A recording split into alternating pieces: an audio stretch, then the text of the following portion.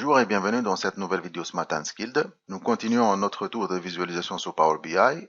Au niveau de cette vidéo, nous allons très rapidement représenter le pie, le diagramme au secteur et le donut. Donc je passe à Power BI. J'ai déjà chargé les données au niveau de Power BI. Je vais ajouter pie. Donc je commence par présenter pie.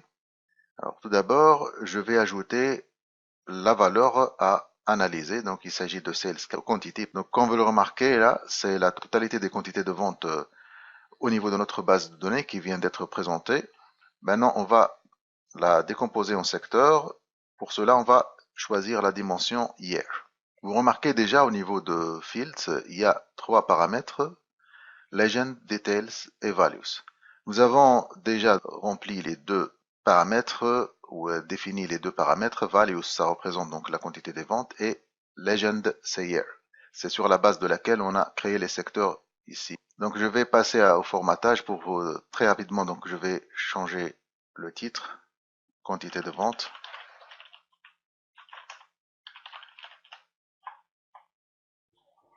Je vais changer aussi la taille du titre.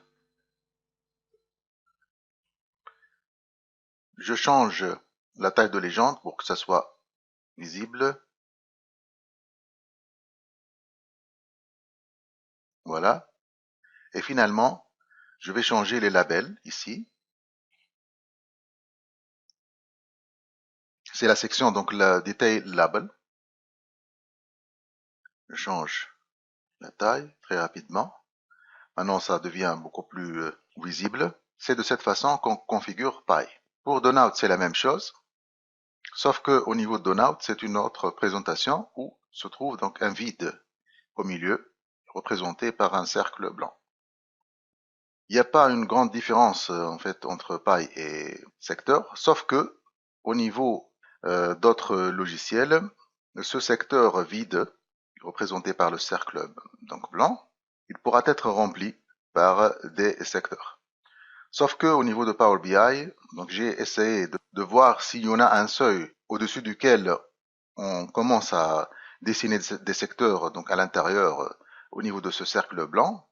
Donc j'ai pas remarqué que ça change, c'est-à-dire il n'y a pas de création de secteur au niveau ou à l'intérieur au niveau de ce cercle blanc. Sinon, donc les paramètres sont les mêmes, donc legend, details and values.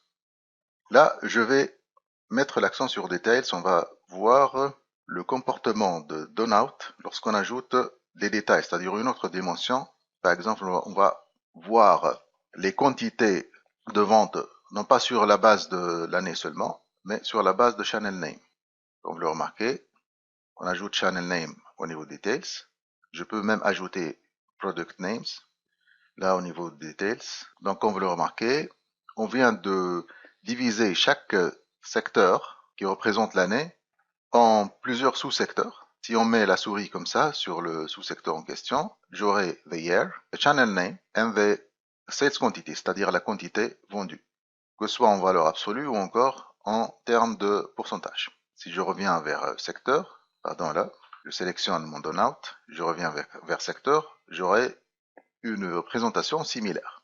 À la limite, je peux ajouter quelque chose au niveau de tooltip. Je reviens donc au niveau de fields.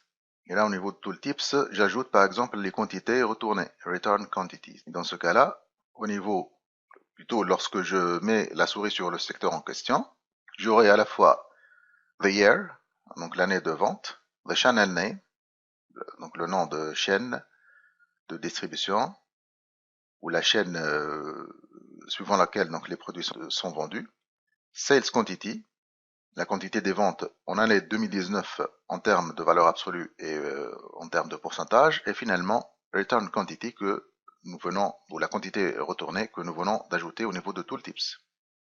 Voilà.